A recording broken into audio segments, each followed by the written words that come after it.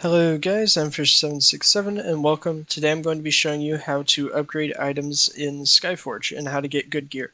This is Fish while he's editing. I just wanted to let you know that there are timestamps in the description. Check those out to actually know where you need to go in the video, and if you're not a junior god yet or you don't know what that is, then the information for you is at the end of the video. So once again, timestamps in the description. Check them out if you need to go to a specific place, and thank you. On with the rest of the video. So the first thing that you need to know are the things that you're going to need to make the good gear. So that's going to be credits. You're going to need a whole lot of credits, like an insane amount of credits. We're talking millions of credits here. Then you're going to need these sparks. They are going to help you hit the right stat boosts on your equipment. And then to upgrade them, you will need marks, and you will also need pure matter to upgrade them. And you will, of course, need the equipment. So if you want to get good equipment, the best way is through PvP. PvP will give you the current generation of equipment, which for the recording of this video is generation 34, which you can get from PvP crates. If you run certain quests, for example, the group missions, they will give you equipment. Hold on, that's not a group mission. Like this one will give you topazes and emeralds, but they will be of one generation lower than the current generation, so they're not going to be as good. That's not generally a big deal if you can't play during happy hour, but it is definitely recommended to get the highest generation of equipment. It's not worth actually modifying equipment if they're not purple. If they're blue, it might be worth it if it's like the last piece of equipment that you need for a set. But unless you're upgrading that blue to purple right away, I wouldn't mess with modifying it or anything. It needs to be purple at least, and the reason why is because a blue item will only have... Let me see if I actually have one. Yeah, see, the blue item only has 3 stats on it, whereas the purple has 5, and then that's not a good example. I don't actually have a yellow one to show you, but the yellow one will have 6.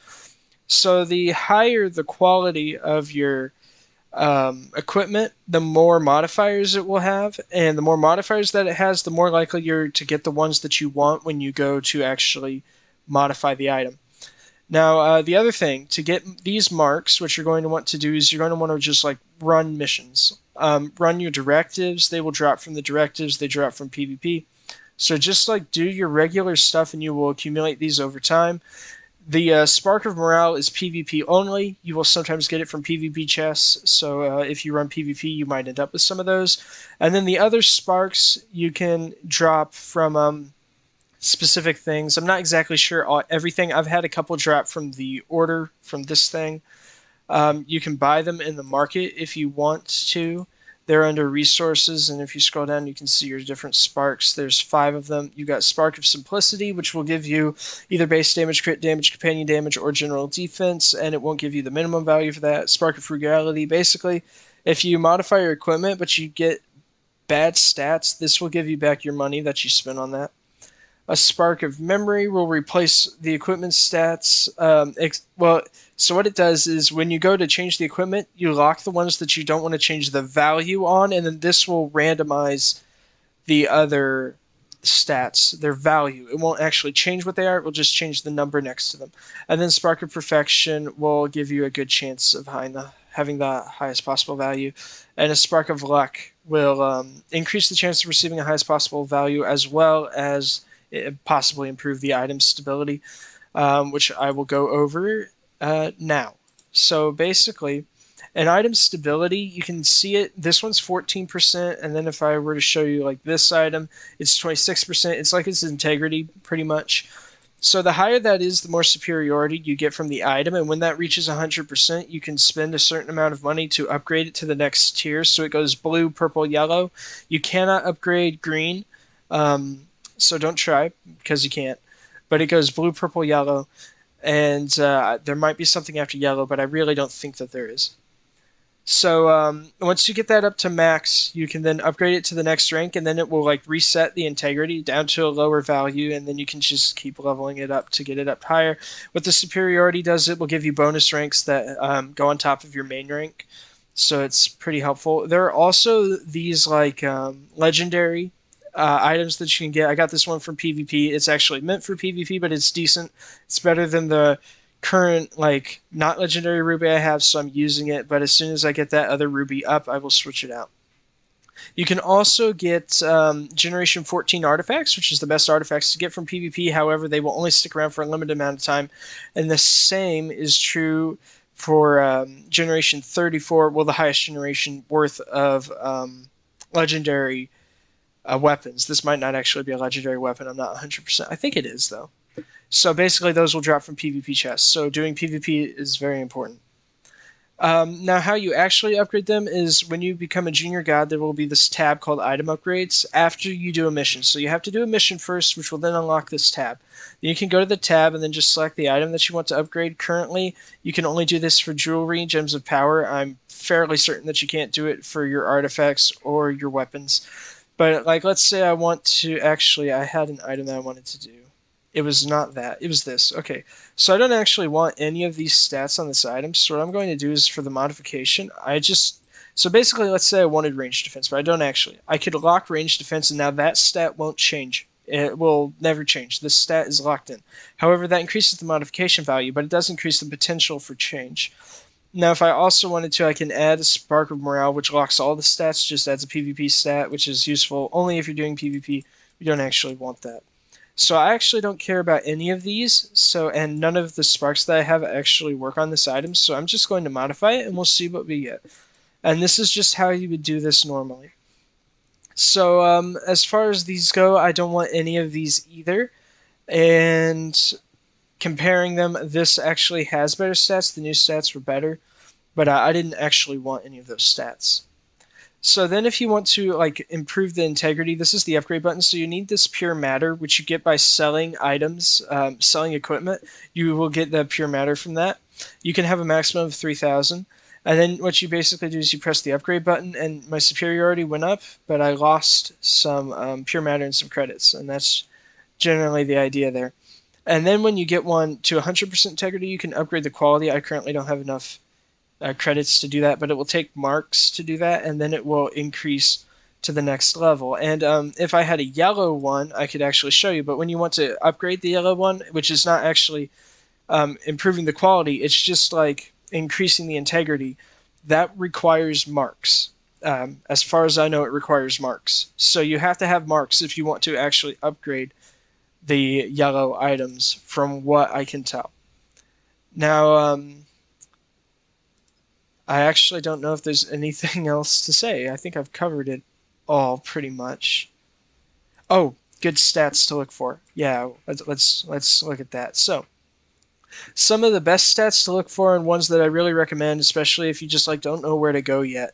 You need to get critical chance, main damage bonus, chain killing, and then you're going to try to get what is the other one?